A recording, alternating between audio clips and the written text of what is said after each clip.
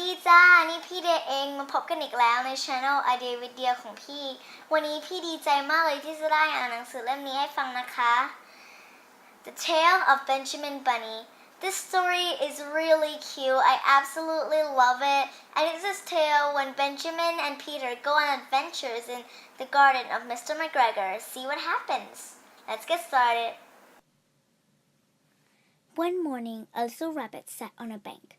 He pricked his ears and listened to the trit-trot of a pony. A gig was coming along the road.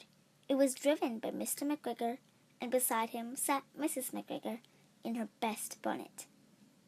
As soon as they had passed, little Benjamin Bunny slid down the road and set off with a hop, skip, and a jump to call upon his relations who lived in the wood at the back of Mr. McGregor's garden.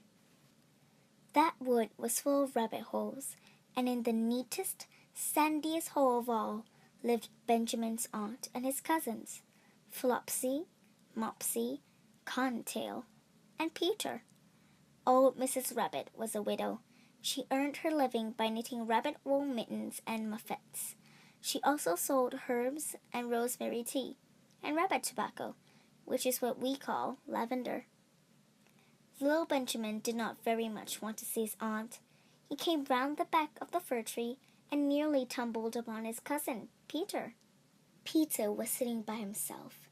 He looked poorly and was dressed in a red cotton pocket handkerchief. "Peter," said little Benjamin in a whisper, "who has got your clothes?"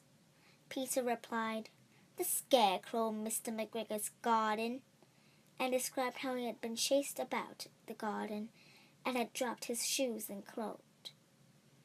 Little Benjamin sat down beside his cousin and assured him that Mr. McGregor had gone out in a gig, and Mrs. McGregor also, and certainly for the day, since she has been wearing her best bonnet.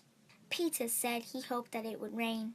At this point, old Mrs. Rabbit's voice was heard inside the rabbit hole, calling, "Cottontail, Cottontail, fetch me some more chamomile." Peter said he thought he might feel better if he went for a walk. They went away hand in hand and got upon the flat top of the wall at the bottom of the wood. From here they looked down to Mr. McGregor's garden. Peter's coat and shoes were plainly to be seen upon the scarecrow, topped with an old tam-o'-shanter of Mr. McGregor's. Little Benjamin said, "It spoils people's clothes to squeeze in a gate. The proper way to get in is to climb down a pear tree." Peter fell down head first, but it was no consequence, as the bed below was nearly raked and quite soft. It had been shown with some lettuces. They left a great many odd little footmarks all over the bed, especially little Benjamin, who was wearing clogs. Little Benjamin said the first thing to be done was to get back Peter's clothes in order that they might be able to use the pocket handkerchief. They took them off the scarecrow. There had been raining during the night. There was water in the shoes, and the coat was somewhat shrunk. Benjamin tried on the tam-o'-shanter, but it was too big for him. Then he suggested that they would fill the pocket handkerchief with some onions as a little present for his aunt. Peter did not seem to be enjoying himself. He kept hearing noises. Benjamin, on the contrary, was perfectly at home and ate a lettuce leaf. He said that he was in a habit of coming into the garden with his father to get lettuces for the Sunday dinner. The name of little Benjamin's papa was old Mr. Benjamin Bunny. The lettuces were certainly very fine.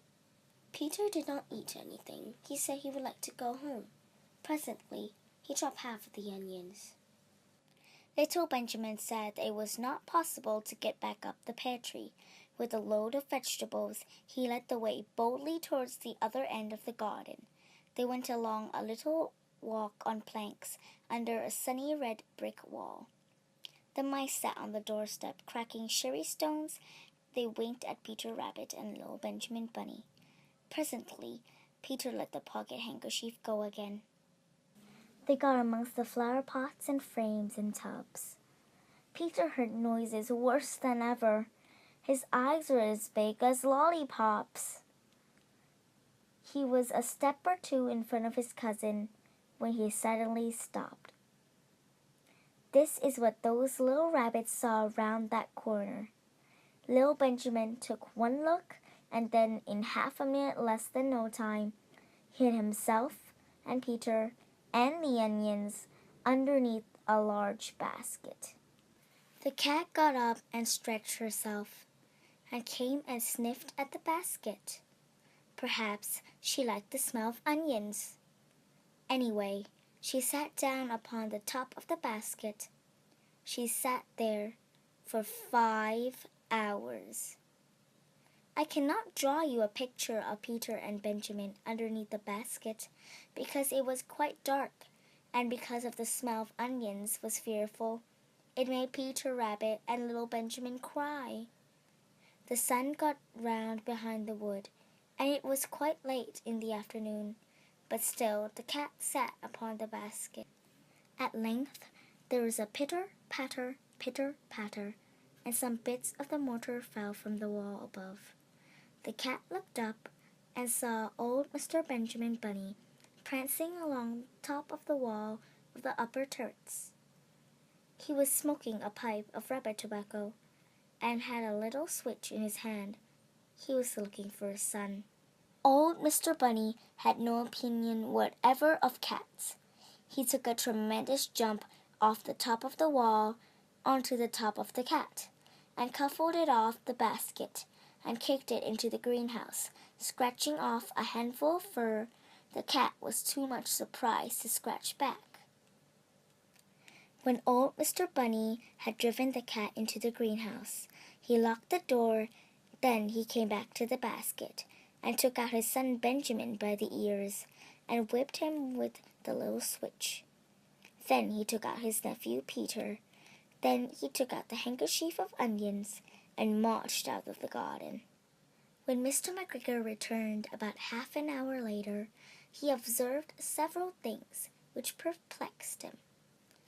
It looked as though some person has been walking all over the garden in a pair of clogs, only the footmarks were too ridiculously little. Also, he could not understand how the cat could have managed to shut herself inside the greenhouse, locking the door upon the outside. When Peter got home, his mother forgave him, because she was so glad to see that he had found his shoes and coat.